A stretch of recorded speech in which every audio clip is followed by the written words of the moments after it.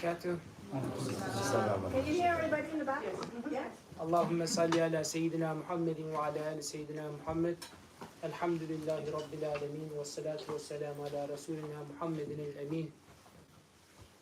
Dear brothers and sisters, as brother introduced me, my name is Malik.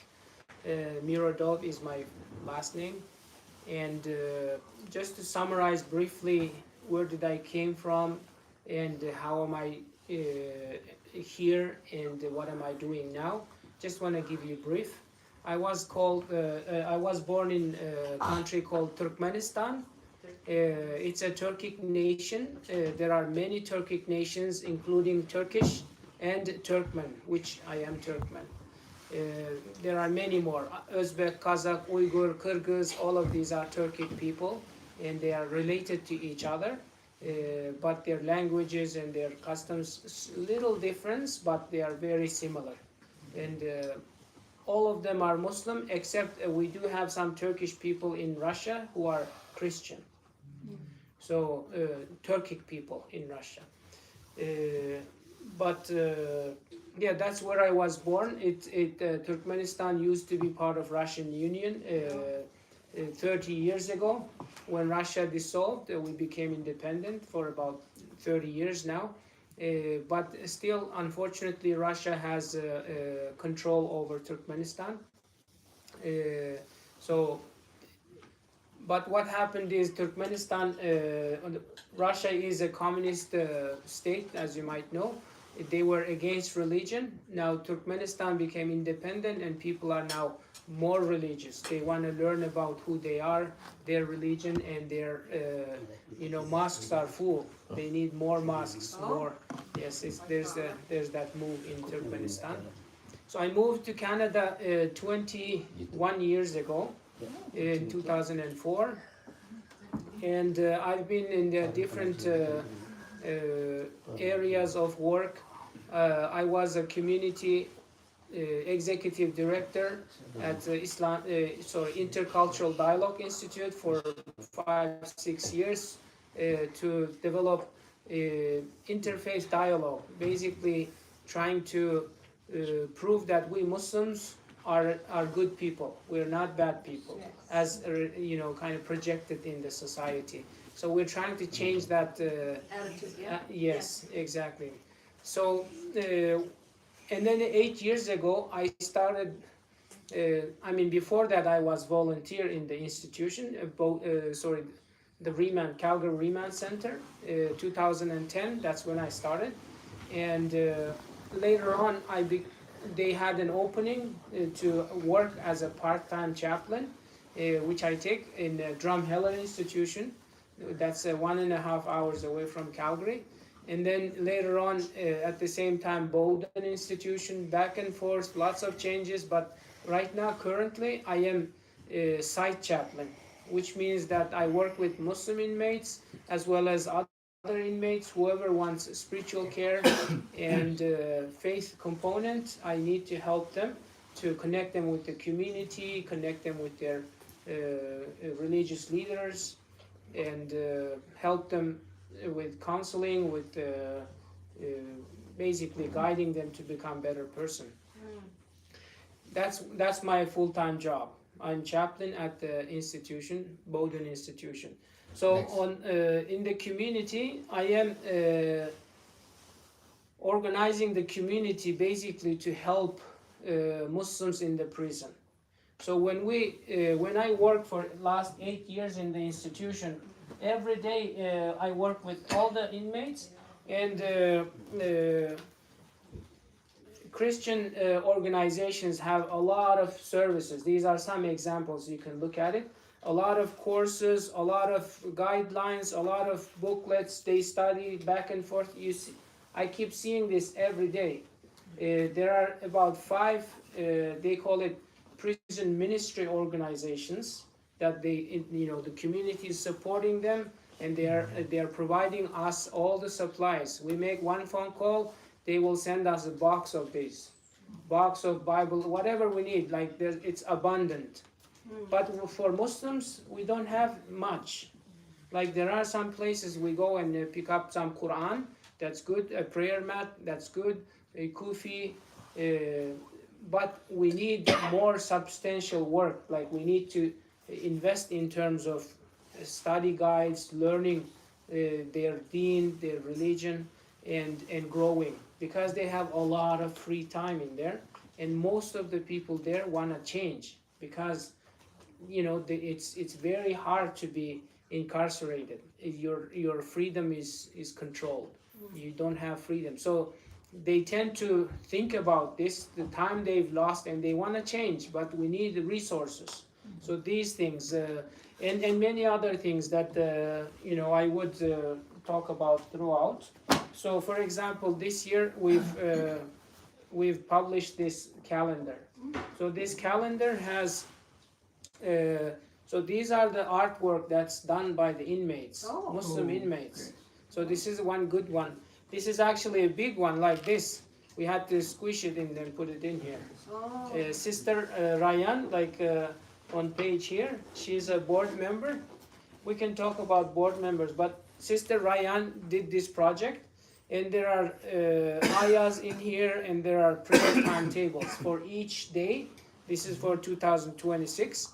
Each day they have prayer times. So brothers inside know what time, which prayer they need to do.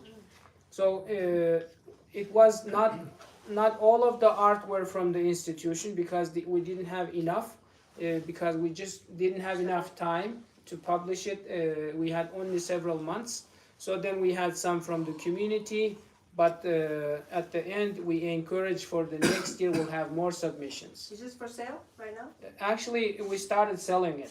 Okay. Because we started selling it for $10, and because it's good in the community too. These times are Calgary times, so they add 5 minutes to get the Bowden time. Yeah, we can organize it. Yeah, Yulen, to sell it in the community.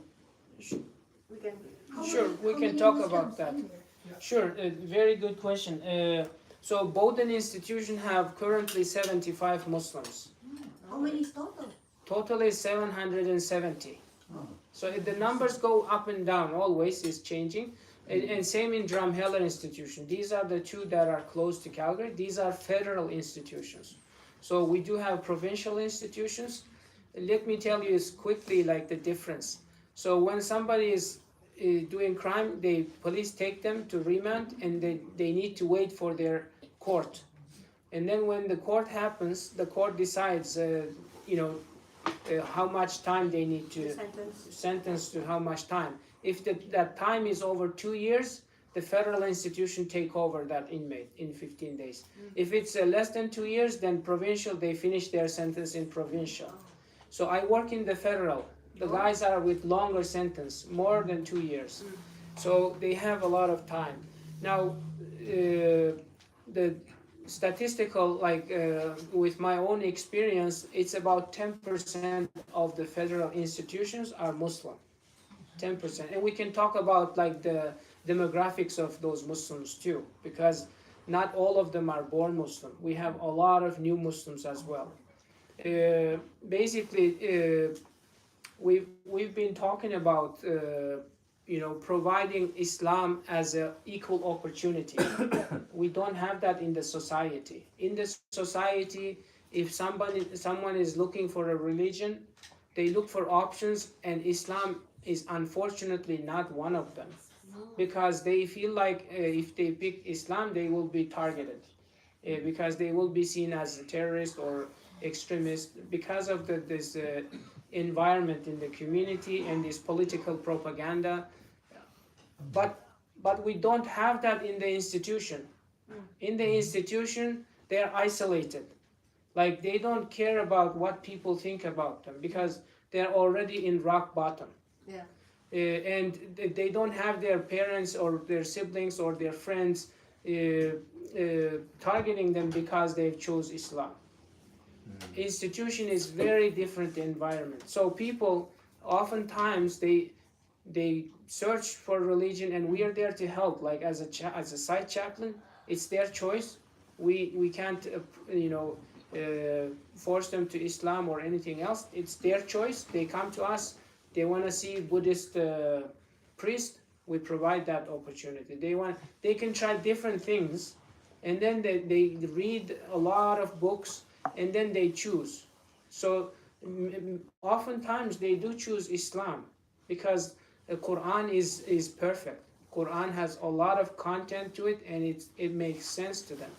So when they have this equal opportunity, people can choose Islam. So I would say, roughly 1/3 of the Muslim population in the institution is a new Muslim, meaning like they were not born Muslim, they choose Islam themselves. When you were there? In the institution, yes. And Brother Hadi and the sister has been there to visit the institution, and we do that as well as a chaplain. If anybody is interested to lead the Friday prayer, talk to the brothers there, I do that a lot. I value that because that's how now we know that there are brothers in there. Sometimes people don't know that there are Muslims in the prison. There's about our kind of target first area is Prairie region, which is Manitoba, Saskatchewan, and Alberta. These are called Prairie region in terms of government structure. And there are about 300 Muslims in these federal institutions in Prairie region. So basically what we're trying to do is we're trying to help them to become better Muslims, because all of the crimes, if you look at the crimes, they are at the same time sin in Islam. Like the things that the brothers come in with, the crimes they committed are also sin. So drugs, or other offenses, I don't want to mention them all, is sin. So we're trying to, basically, they have their relationship or their bonds with Islam, and the community is broken. They are not in sync with their religion. They are not in sync with their community or family. They drift away. There are different reasons we can talk about. And then they become criminal. But we're trying to rebuild that relationship, build that bond, and then they become better Muslims and better citizens at the same time. Because a good Muslim is never a problem for the community. It's always is a good thing. It will always contribute to the community, not take away from it. So talking about our dragging into the system is like the federal system overall has $2 billion plus budget. It's a lot of money. So when you divide that up and do all the calculations, I've heard each inmate cost the society, the government, $200,000 per year. Wow. To keep them in the institution. Wow. It's very expensive, very expensive. More than when you're working. Yes, it's better to pay them and have them sit down at home. Yeah. But that's unfortunate. It's very expensive. So we Muslims are costing the society money. Taxpayers have to pay that. Yeah. And it's 10% is a lot. Yeah. In the community, we're not even 5%, but we're double in the institution. And the reasons we can talk about all day long, but when a new family comes to Canada, usually in large numbers, mom is working 2 jobs, dad is working 3 jobs. They're very busy trying to make the ends meet because they're not being paid very well. So the kids grow up on their own and they get into all sorts of problems and troubles, but the parents don't even know about it because their English is not good yet and they don't know what's going on. The system is different. So the kids kind of raise themselves, and then they get into troubles. Of course, older kids influence them and they get them into small things in the high school, and then goes on and on. So basically, down here, we talk about that. So I've been in the institution for 8 years, and we've been trying to teach them Islam, teach them good things, and they like it. this is good one. Yes, it's a good. You get a good progress, but then when they get released, the continuation stops, and they get out, and maybe they don't have a new people to engage with. They go back to their old friends, and then they commit again sins and crimes and come back. Not all of them, but some of them. So there's definitely need for the community part of it, and we see that other Christian organizations have this. We're just trying to do the same things that are available for the Christian inmates. We want to copy and make this Islamic version of that. So basically, I have one team ready, and then 2 more teams coming up from the larger communities. We're making teams of 3 to 5 people, and that's a team. And when somebody is being 6 months before they're released, I introduce them to each other. When I take Brother Hadi or others, if there's someone that's being about to be released 6 months, and they are, let's say, similar culture, I introduce them. They come visit once a month, and then when they go out, they have someone to connect to, someone new, pro-social, not criminal, and it will help them to connect with their community. So that's what we're trying to do. So that's called reintegration part after the release. And then in the institution is Islamic prison ministry. We call it prison dawah in Islamic terms. And then also we want to work on preventing the youth from going into the institution to start with. Because if you catch them earlier, and if you can engage with them, connect with them earlier, that will be even better. Because once the person is in the institution, now it's they go through a lot of trauma, and now you need to undo all of that. So we can do a lot of things to prevent youth from ending up in the jail. So I work with the Calgary Police, RCMP. We have some youth in the communities. You might have in the Turkish community. We have some youth who are not engaged in the youth activities anymore. They don't show up to the programs anymore. They are like into these small troubles. So we want to engage with them. Basically, we want to tell them, this is where this is going to end up in. Just we want to be compassionate with them and also show them the way that they're going is not good. So those are 3 areas that we want to work on, and I can expand on all those areas, but the prison ministry part in the institution, we want to have these studies. Like we've already identified 7 areas. I'm not sure, maybe one of those. So 7 areas that couple more down, that the institution itself, like during COVID, we chaplains were not allowed in the institution. They said, you better get out of here because we don't want this, virus to spread. But parole officers were there working because it's necessary. So I became parole officer for 1.5 years. So I know how those ones, one previous. I know how the Correctional Services Canada analyzes each person. There are 7 areas that they analyze. I think it's one of these. Yeah, that one is the same. Yes, these are 7 areas that Correctional Services Canada is analyzing each inmate in terms of their risks. They want to make sure they're doing good on these 7 areas. And we Muslims have teachings in these 7 areas as well. So we've developed the first version of it. We need to make it better and cover all 7 areas to address specific need areas of these Muslim inmates. So those are the things we want to do. So we can talk about many different things. If you have questions, I want to answer your questions.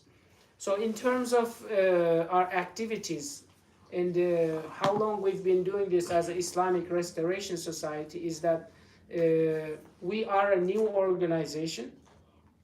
Our Islamic organization started earlier, but with this new mission and with these new board members, we've been doing this for 1 year only. So we started last December, and we came along quite nicely actually. We became part of Calgary John Howard Society's conference. We were one of the 6 organizations that did the present at this conference. Actually, this presentation was done at that conference. So we have good response from the community, both Islamic community and a mainstream community as well. Because everybody wants us Muslims to take care of our own Muslims, not to end up in jail or be a less problem. We can reduce that, even if we cannot eliminate it altogether. So that's our mission, that's what we want to do. Moving forward, in March 7, that's Ramadan, that's Saturday, at Akram Juma Mosque, we have fundraising dinner. And our organization is a charitable organization. We can provide a charitable tax receipt. When somebody donates to our organization, we give receipt. And when you're doing your tax return, there's a question: have you done charitable donation? So there you put in that amount, and depending on all the rest of the things, if you donated us $50, your tax amount that you're gonna be paying will go down up to $50, but maybe $40. Like maybe not all of it, depending. There are many variations, factors, but basically you're getting your money back from tax. So government approved our organization as a charitable organization so that we can provide charity tax receipt. So in March 7 at Akram Juma Mosque, they have accepted to host our fundraising dinner there. We are partnering with many other organizations and inshallah Indonesian community as well. You can have a table there to meet with people and then also come to support this mission. We're not saying this is the only mission of the Islamic community. We're saying this is a piece of it, a small piece of the whole Muslim community. And if you have a heart in this, if you have experienced something like this, or you know someone like this, if you care about this, we ask you to support our organization how you can and attend our fundraising dinner. And as I said, the attendance is $50, a donation with the tax receipt. So inshallah, that's not costing you much to support our organization. And I will ask if you have any questions, please feel free, and then I will go towards what you're interested to hear about. Yeah, I just want to add something. Yes. Yeah, Alhamdulillah, I've been introduced to Brother Malik. Actually, he's my friend in my Facebook. And then I got invitation. I read, I think, in Facebook as well about your event. It was about correctional system in Canada. So I attend the event, and yeah, from that event, he invited me to give khutbah, Friday sermon in Bowdoin Institute. And yeah, that's first time for me visiting institution. Yes. And I was surprised actually. Who attend that Friday sermon is not only Muslim. So non-Muslim also sitting down, hearing the khutbah, hearing the sermon. Yeah. So, and then after that, what nice was, we have discussion about Islam. Yeah. And they're really interested. The non-Muslim inmates, they're really interested. But unfortunately, because like outside jail, outside prison, we can access everything online. For them, no. It has to be print out. It has to be booklet, print out. And that's our, I mean, like Brother Malik mentioned, that's the limitation of Muslim. Like he just showed us, all Christian, they have the materials. Yes. Yeah, like Yeah, there's many of these materials. This is just sample of Yeah. But Muslim, yeah, I know from Brother Malik himself, he has to download from internet and print it and distribute it to them. I mean, like this is very professional, So, yeah, that's why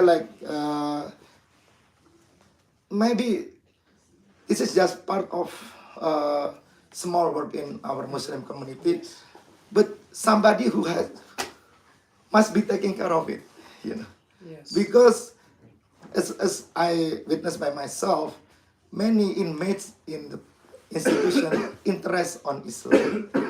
Yeah. And I can tell why as well. So Yes. as I've mentioned, that it's inmates only are worried about themselves there. They're not worried about pressures from others. So they read for themselves and they make their own decision there. And then they choose Islam. Another factor of it is Muslims are very, even if they're not, perfect Muslims, they help each other. There's a community in Muslims, even in the jail. So if somebody is coming new and they don't belong and they're being bullied, Muslims will protect them. Muslims would help each other and show them what to do, what not to do, how to survive the institution. So that provides an option for people if they are, if they are looking for meaning in life. Islam does provide it, and they sometimes attracted to that and then become Muslim. And as I mentioned, roughly 1/3 of the Muslim community in the institution is new Muslim. Yes. Yes. I have a suggestion. Last summer, Yes. we had a street festival in Calgary, Yes. and there was one booth, and I forgot the name of the society.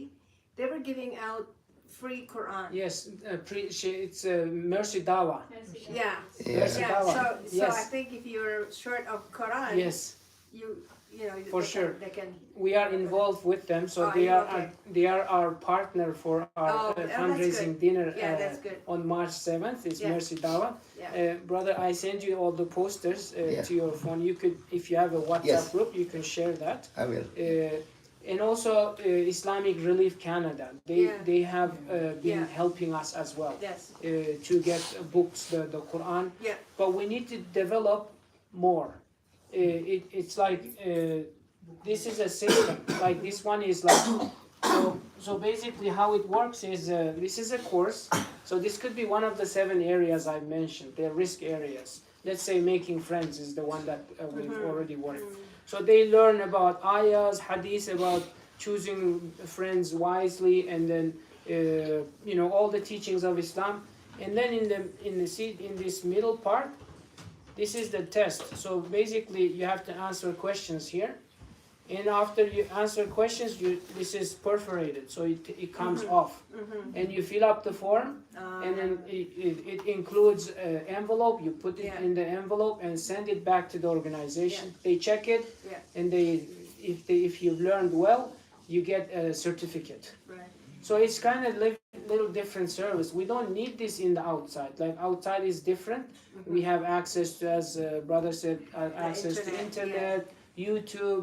You have a lot of ways to learn, but in the institution, very limited. It has to be specific how we do it. So then we need to develop this. We need to print these. And so these are all things that cost money, and we are trying to fundraise for these things. Is there a review process for new books? Like, does someone from the institution review Yes, actually, distribution? right now we've done one, the first one, with Sister Anila Umair. I'm not sure if you know her, but she's the community member as well. So Sister Anila developed first one about making good friends, and then I took it and then I give it to a brother in the institution. I said, review this and give me feedback. So he's writing his feedback. So his opinion, if it's good, what can be done better, what can be done more or less. So we are getting feedback. So there is this process we're following to develop these publications, and always we're gonna be updating them because we want to make it better and better. Yeah. So right now she did develop the booklet, but we do need someone who could put it into a book, to make it into a book. So you know, this is like it has all the necessary parts of a book or a booklet, let's say. So we need to make it in a way when we print it and we staple it, it becomes a booklet, like pages in the right places. So it is coming along slowly, and then we will need some money to actually print these. And then a lot of money for mailing, because most of the things gonna be with mailing back and forth. So if we look at our first target area, there are 300 Muslims. We have 7 booklets we want, so each of them gonna be going back and forth. So lots of, we're gonna spend some money on posting. What is the age range in this? Age range we have very wide, but mostly we have youth. Yes. Oh, How really? old, how Yes. old are they?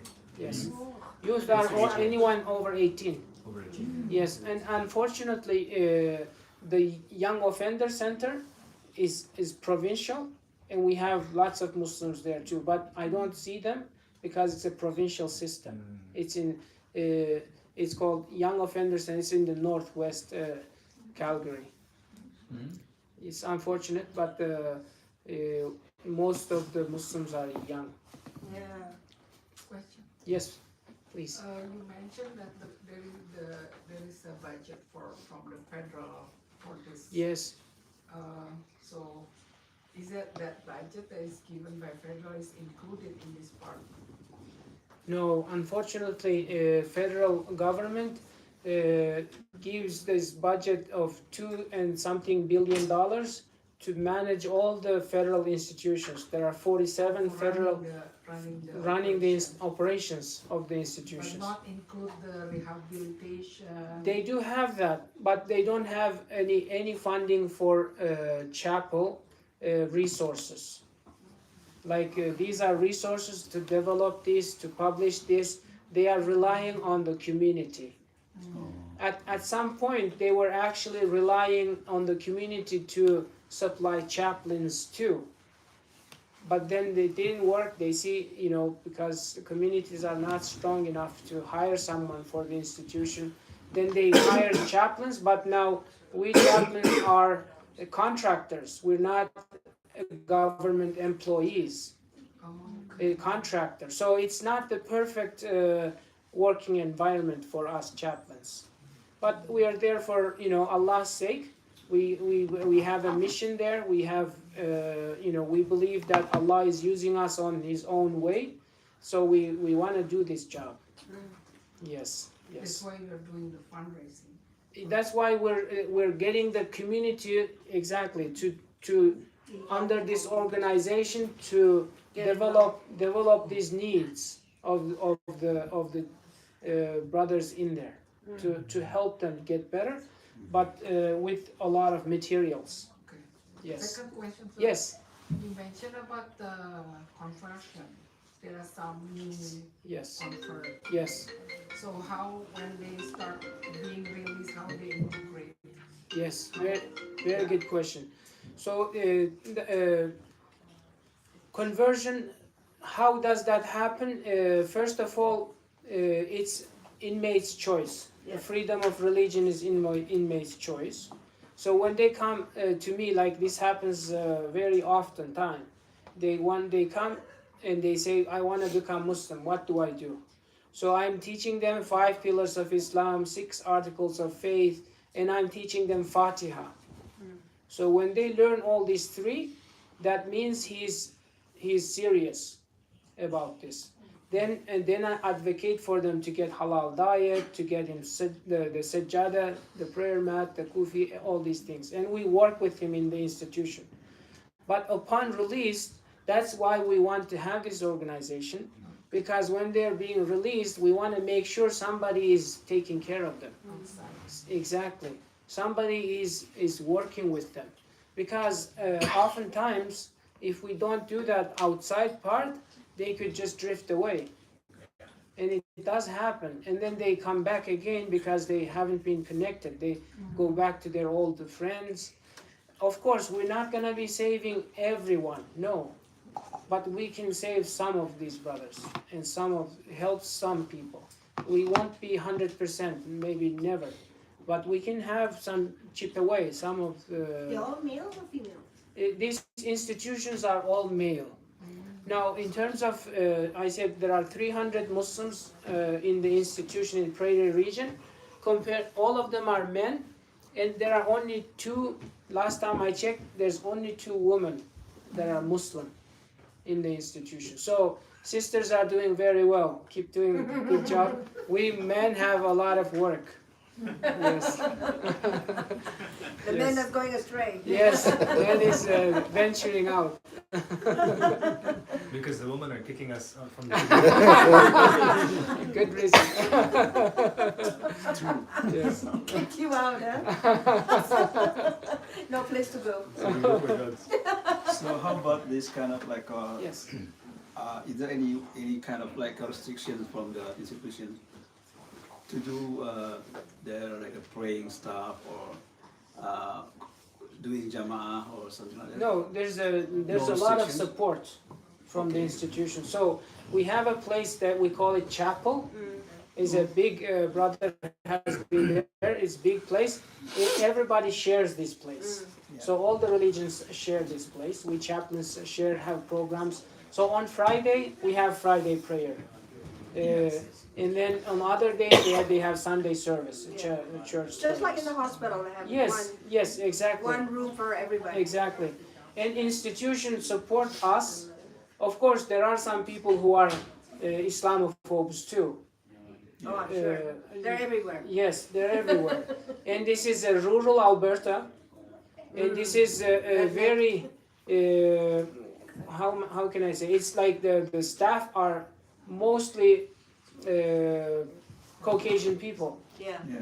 There are some diversity. They are trying hard to bring some diversity. I've seen some Muslims as officers too now, so it is getting better.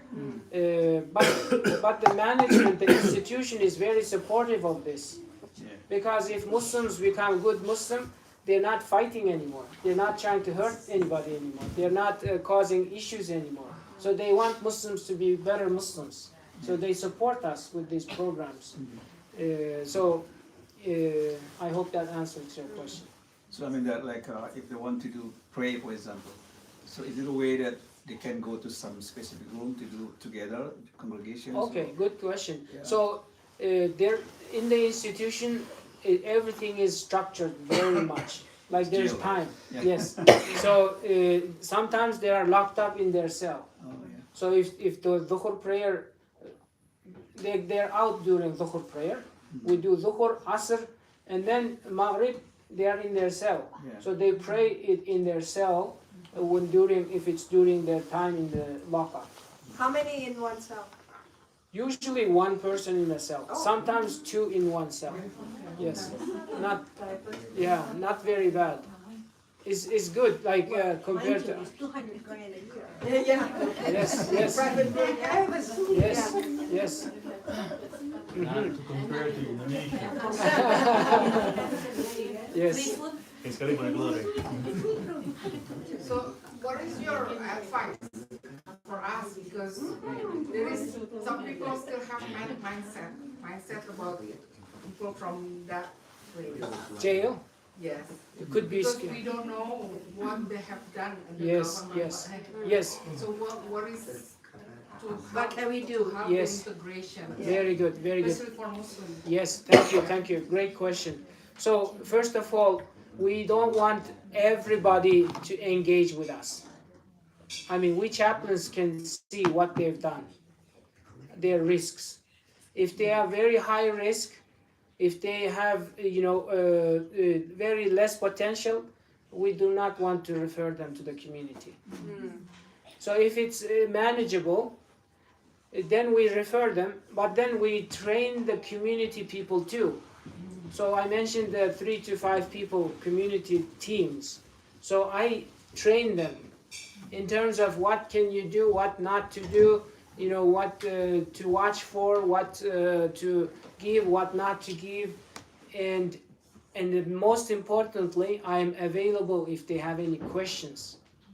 So the situation comes, they don't know what to do, they can always call me. Prior to the release. This is after release, but prior to release as well. For the community. Yes, so prior to release, 6 months in advance, I want this team member or one or together come once a month to get to know each other. And then after release, they continue their relationship. So definitely, we need to be careful. So we don't want to refer all of the people, that's one. Second is we train the team. And the third, so we have events, for example, this event,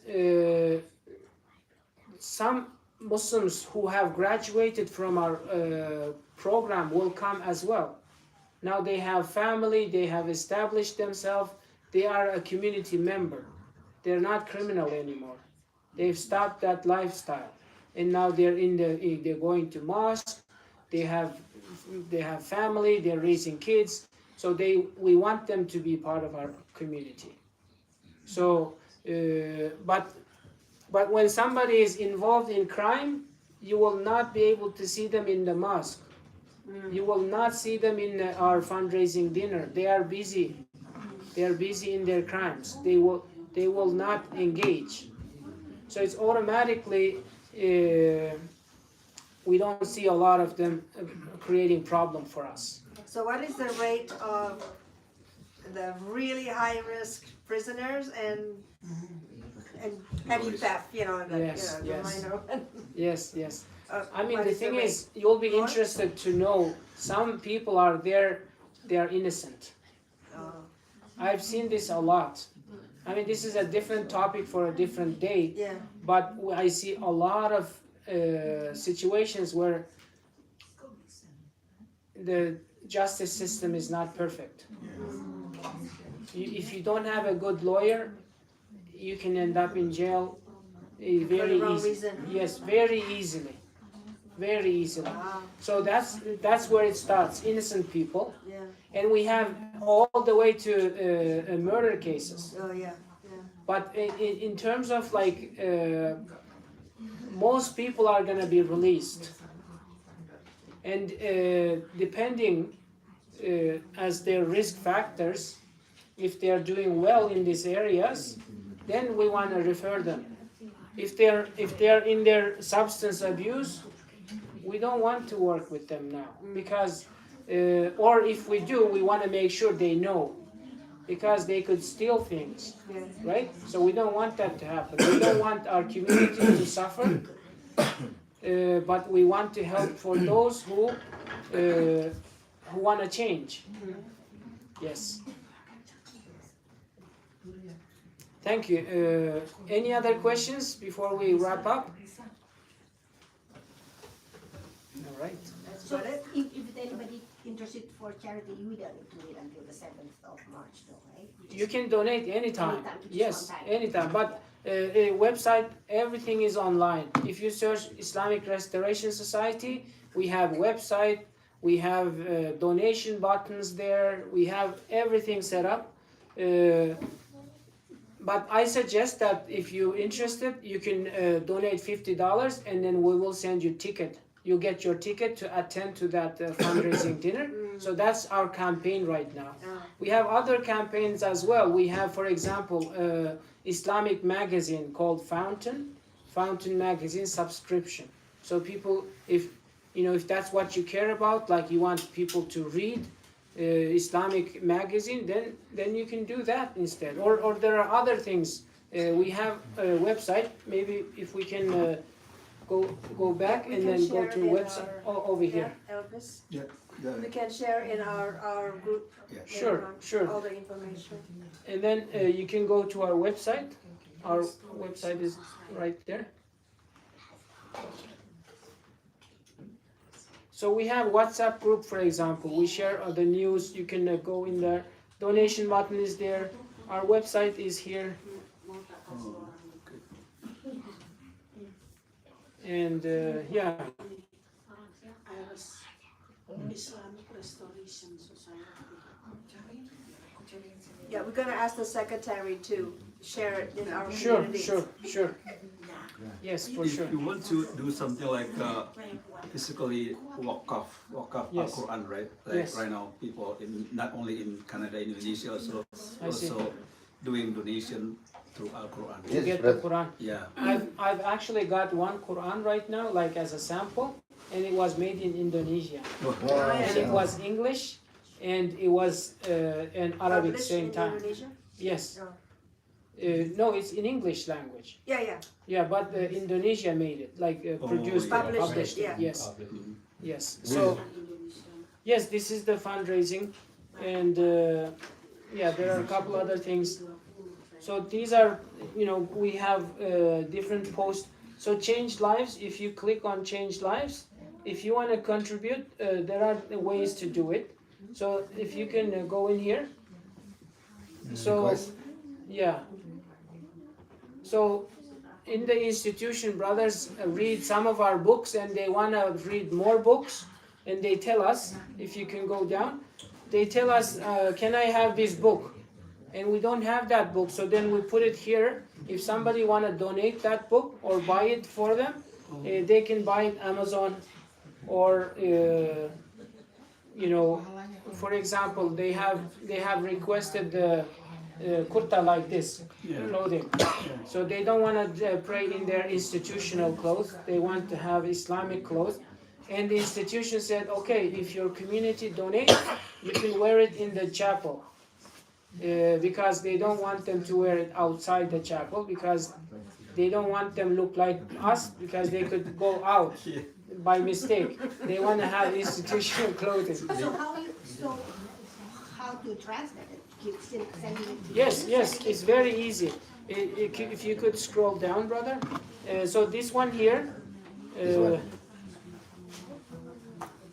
I think you click on it and then scroll. This one. No? Oh, it doesn't go. Amazon, right? It doesn't go down. Okay. So Oh, we can yeah. order from Amazon through this link, right? If you order it from Amazon, you tell me, Malik, I've ordered this, come pick it up, I come pick up. Oh. But also there is, if you go on your phone, it will show up. This one didn't display, but there is a Zephy link there. It shows the list of the books. So basically, you donate it to us, money, and then we buy it from Amazon ourselves. Oh, yes. So there's two choices. Yes. Thank you very much, sisters and brothers, for listening. I appreciate your support and your time. One question. Yes. Do you know if this is zakat eligible? Yes, it is zakat eligible. Yes. Teaching of Islamic material is zakat eligible. And right now, as an organization, nobody is being paid for any of the work we do. Everybody, including myself, we are volunteering. So it's not going for wages.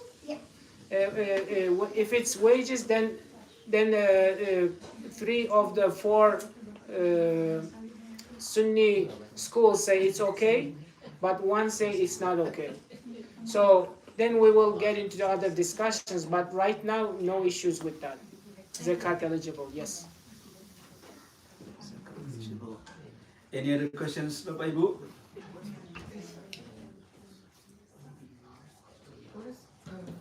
Okay, thank you, brother For sure, Malik. thank you. All right.